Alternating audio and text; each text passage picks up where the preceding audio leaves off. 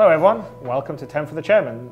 For those of you that haven't watched this before, this is where I take 10 questions that have been asked by our subscribers and answer them in as much detail as I possibly can. Our subscribers are the subset of the backers of Star Citizen that contribute additional money every month that essentially allows us to do a lot more of the sort of community feedback, content. So this show, Wingman's Hangar, and the Jump Point magazine and a bunch of other stuff that we're doing is really sort of supported by the subscribers, so thank all of you very much. And speaking of, I'm actually sort of looking at one of the things that we promised for the Imperator subscribers was having your name up at the office, and so we're sort of looking at the installation. So we're sort of considering a two-layered where all the names are on the front, and then on the back we sort of will backlight this and have it front mounted, and it'll be a big installation in front of a Star Citizen logo with all the names on the front with maybe some side lighting and stuff, but we're still working on it, but thought you'd be interested to see that in progress. So let's get to the questions, shall we? So I'll just put this off to my side. So the first question comes from me, not me, but Emmy, who asks, what is your opinion on being able to make real-world money from playing online games? Would you consider such a system in Star Citizen? So that's a good question. I mean, I actually was thinking about this a lot at the beginning. I actually thought it'd be really cool that you could be playing this game and making some real world money from actually toiling away virtually. But right now we don't have any plans for that. There are some sort of legal issues to be dealt with, and then also I had some concerns about whether that would potentially sort of bring something into the game that may make it less for fun and be problematic. So right now we don't have any plans. May assess it in the future, but I kind of would really like to see how the persistent universe plays, how everything works, how people interact with each other before making a decision like that, because I think that potentially could be fairly unbalancing. I know that there was issues on Diablo with their sort of real money auction house. So interested intellectually, but not necessarily convinced I want to put it in the game just yet. So that will be a put a pin in it one. Okay, on to the next question. Radar asks, the Hornet is a purebred dogfighter and a nice design, but it also has a feeling of being the F-18 of the UEE. Will we see different designs of purebred dogfighters in SC, or will it remain more along the lines of Hornet versus Vandal fighter?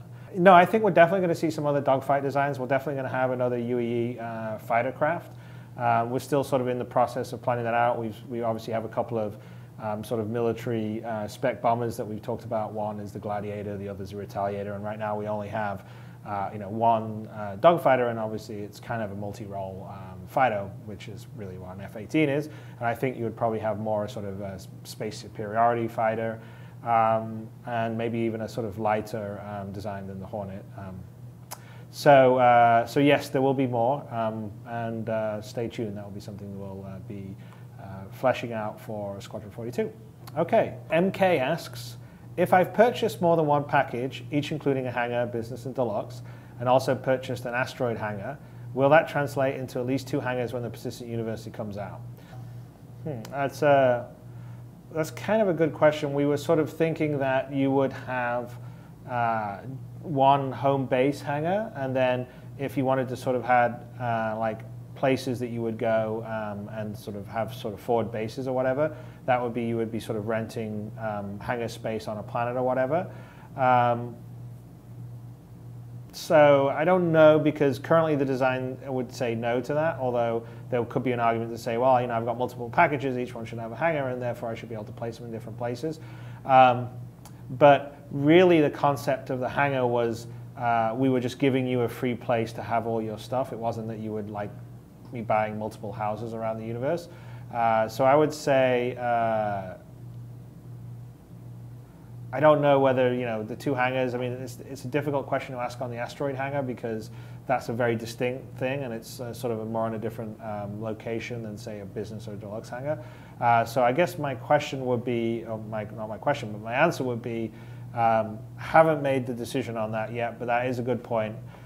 So I will take that off and be thinking about like how to make that equitable without having someone buying 20 packages and just basically like snaffling up a bunch of real estate that they can put all around the universe, because that sort of would defeat part of the purpose of like getting people to play, because actually being able to get a hangar and all the rest of the stuff should, you know, take some work to achieve, and I don't want everyone to suddenly like be 100% fully set up.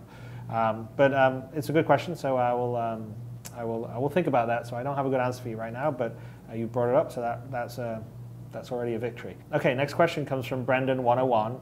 Will the dogfighting module be released in sections depending on the ships that can be used, and if so, will I have to wait until my ship, the Aurora LN, is playable? Okay, so the dogfighting module itself is going to be staged in various releases. The first dogfighting release is going to focus on the single-seater ships, so the multi-crewed ships won't be in the very first release of the dogfighting. That will be a later release, mainly because there's a whole extra level of sort of network complexity with multiple people running around a ship, and we've got to simulate the physics separately, and that's all stuff that's in development that we're working on right now, but won't be ready for prime time by the time release. So our focus for Dogfighting 1 is the single-seater ships, which would be you know, primarily our test case is the Hornet, but also the Aurora, the 300i, the Cutlass, and the Aurora, and the Avenger would all be sort of the ships that we would be sort of focusing to try and have out ready for Dogfight V1. Not all of them are going to make it, just because there's a huge amount of assets that have to be built in terms of, yes, you have them in the hangars right now, but you don't have all the damage states and all those bits.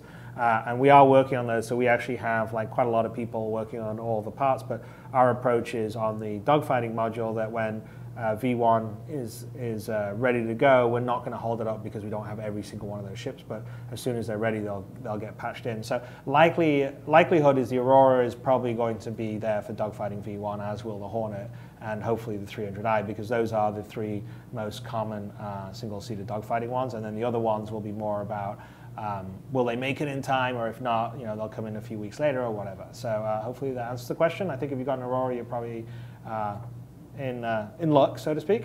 So Sierra Alpine Wolf asks, with the organizations being a huge hit with the community, I was wondering if organizations will have the ability to be more than just a shell that encompasses a group of players under the same banner.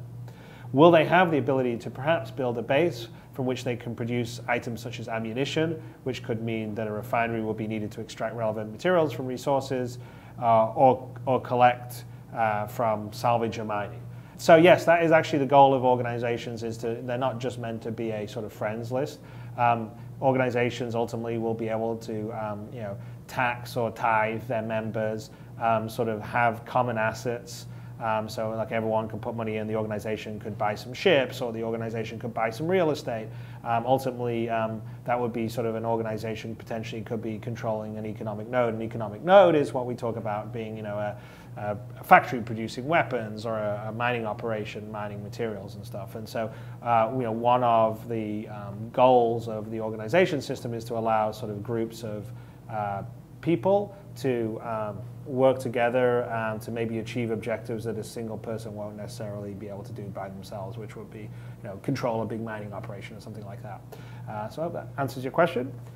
Next question comes from Commissar, and he asks, when player organizations enter into direct conflict, how will NPC organizations such as the UEE respond? Will there be a need for a declaration of war such that the UEE recognizes the conflict and does not interfere? That is a good question again. I mean, I don't really think that the organizations necessarily have to declare war against each other, because they're essentially sort of private corporations or groups of people or guilds, and you know, there's always conflicts between them. Now, of course, depending on what happens or where the battles happen, you know, the UEE may step in. So, you know, two organizations cannot go toe-to-toe out in the orbital space of Earth, because the UAE is going to say, you know, you know, conflict is not allowed in this safe area. Whereas you could probably be fighting, you know, in the outer edge of the galaxy, and then that would be fine because there isn't any sort of UAE role. So I kind of see that like organizations fighting against each other will mostly be fighting over areas of resources that are sort of on the fringe of sort of the UAE controlled space.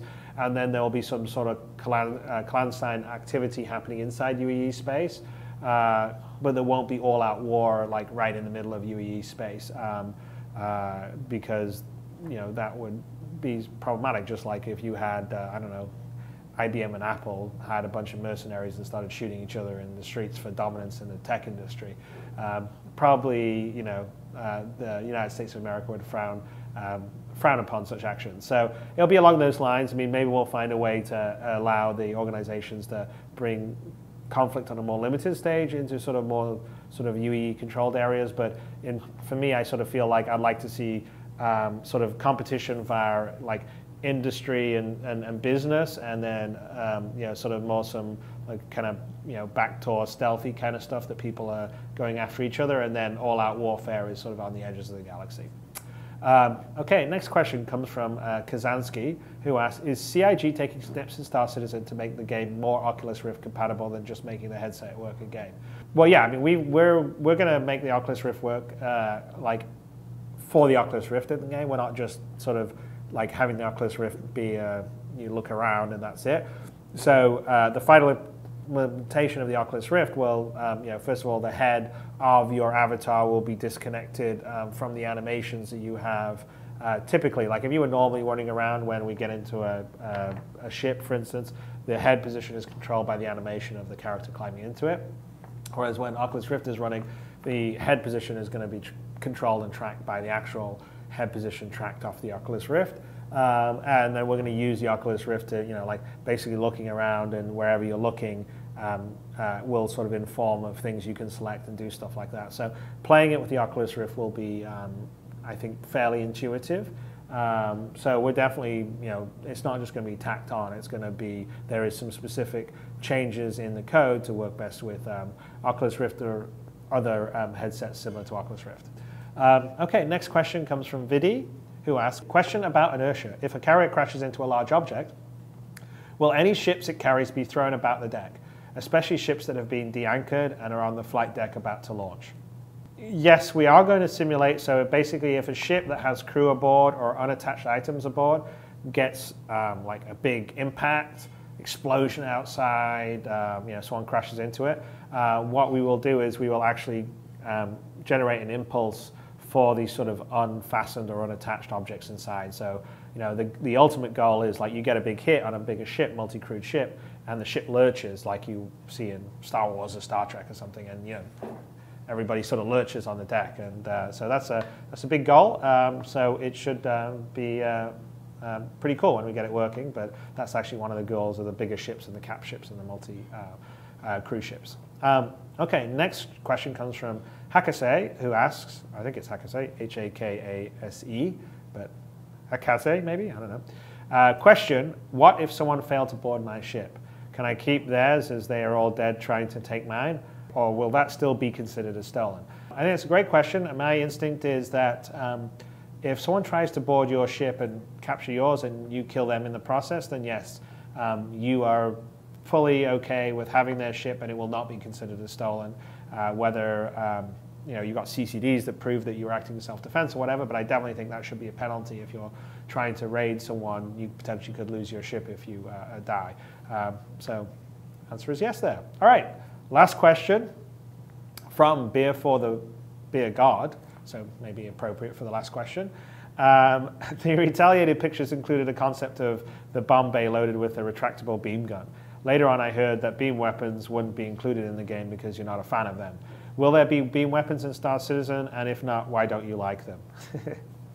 No, I don't dislike beam weapons. I mean, I like the Star Wars sort of laser bolt stuff because that's generally, I sort of grew up seeing a lot of that in sci-fi. So obviously we have that in Star Citizen.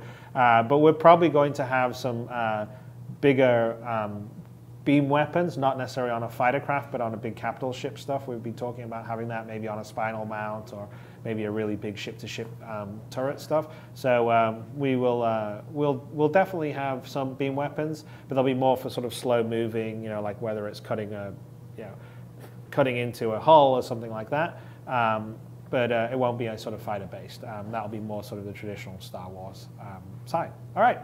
Okay, so that's the end of this episode where I answered the 10 questions. Again, thank you for listening, and thank you to the subscribers out there for subscribing, and thank you to all the backers out there for backing Star Citizen and enabling us to make this incredibly ambitious, but what I think is going to be like a super awesome and fun experience. So thank you all, and I will catch you next week.